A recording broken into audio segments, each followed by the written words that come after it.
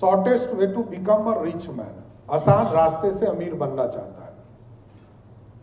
तो या तो ड्रग के सेक्टर में चले जा रहे हैं, शराब के सेक्टर में चले जा रहे हैं,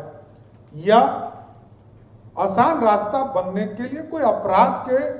रास्ते पर चले जा रहे हैं। सीएम सम्राट ने शराब को लेकर के कही बड़ी बात। जी हां, शराब जो कि बिहार में बंद है और ऐसे में देखिए शराबबंदी को लेकर के जहां एक तरफ कई सारे मामले सामने आते हैं तो वहीं दूसरी ओर मंच से सम्राट चौधरी ने इसी शराब को लेकर के बड़ी बात कह दी है। दरअसल सम्राट चौधरी जब ये बात कह रहे थे तब उन्होंने ये स्वीकार किया कि बिहार में शॉर्टकट से अगर अमीर बनना है तो लोग शराब के सेक्टर में चले जाते हैं और उसके बाद इस दलदल में चले ही जाते हैं, फंसते ही रहते हैं। उन्होंने खुद मंच से माना है कि अमीर बनने के लिए बिहार में स्पेशली अमीर बनने के लिए लोग शराब के सेक्टर में जाते हैं क्योंकि शराब को जो है 4 गुना ज्यादा दामों पर बेचा जाता है, जिसके बारे में बताते हुए नजर आ रहे हैं बिहार के मुख्यमंत्री। आपको बताएं तो पटना के ज्ञान भवन में मंच से सम्राट चौधरी ने यह बात कही है, जहां पर गुमशुदा बच्चों और मानव तस्करी पर आज जो है क्षेत्रीय सम्मेलन का आयोजन किया गया था, जहां पर मुख्यमंत्री पहुंचे थे और उन्होंने ये बात बताई है। क्या कुछ कहते हुए नजर आ रहे हैं सीएम सम्राट,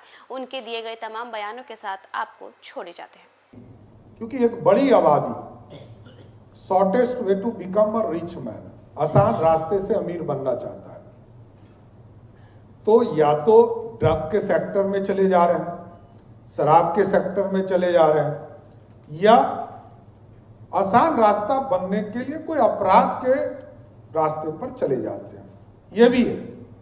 लेकिन इसके बाद उसका जीवन और खराब हो जाता है क्योंकि एक बार कोई गलती करता है तो उसका जीवन और खराब हो जाता है। तो हमको ये प्रयास करना पड़ेगा कि हम उसको न्याय कैसे दे सकते हैं। चाइल्ड वेलफेयर पुलिस ऑफिसर्स के लिए भी व्यवस्था किया गया कि हम न्याय के साथ उनके जीवन के बदलाव का प्रयास कैसे कर सकते हैं, इस पर हमको काम करना पड़ेगा। और जो मुक्ता जी ने बताया, मुक्ता गुप्ता जी ने, कि पुनर्वासित करने का काम ये सबसे महत्वपूर्ण है, स्किल्ड करना। और अब तो हम लोगों ने ये शुरुआत भी किया है कई चीजों के लिए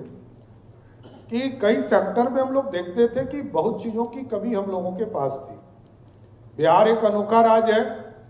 जिस राज्य में इंजीनियरिंग कॉलेज पढ़ने के लिए 10 रुपया देना पड़ता है, पॉलिटेक्निक की पढ़ाई करने के लिए मात्र 5 रुपया देना पड़ता है, और अब तो इंटरनेशनल ब्रांड के चीजों को भी उसमें जोड़े गए हैं स्किल्ड के लिए कि हमारे जो बच्चे हैं वो जर्मन सीख सके, जापानी सीख सके और